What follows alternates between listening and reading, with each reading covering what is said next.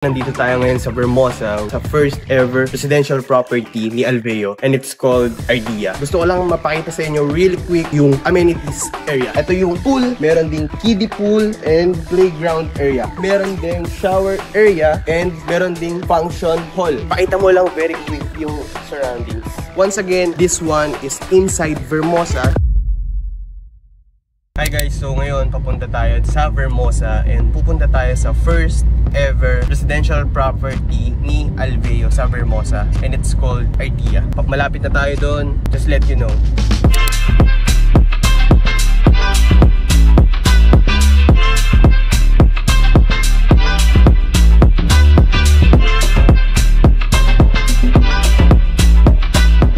So ngayon, nandito tayo ngayon sa Vermosa. Nandito tayo sa loob ng Vermosa sa first ever residential property ni Alveo, and it's called Ardea. As you can see, nandito tayo ngayon sa main lobby because this one, Ardea, is turned over already. As a matter of fact, meron ng 7 existing residential property na house and under construction na 7 houses. Basically, that's around 14 house na meron dito, and gusto ko lang mapakita sa inyo really quick yung amenities area. As you can see, ito yung pool at ganito yung itsura ng pool dito sa Vermosa. Meron ding kiddie pool and playground area. Meron ding shower area and meron ding function hall, which lahat ng mga pwede nyong gawin, activities dito sa lobby is pwede nyong gawin sa function hall. Pakita ko lang sa inyo very quick yung function hall. Ito yung function hall na sinasabi ko sa inyo na lahat ng activities, events, or kahit anong pwede nyong gawin dito sa loob ng residential Ardea, pwede nyong gawin sa function hall. So again, pakita ko lang very quick yung pool,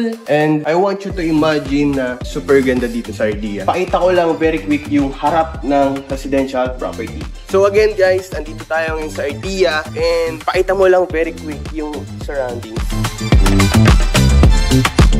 Once again, this one is inside Vermosa. If you're looking for a residential property dito sa Vermosa, just let me know. DM me Ardea para I can forward to you all the information that all you need. Just let me know.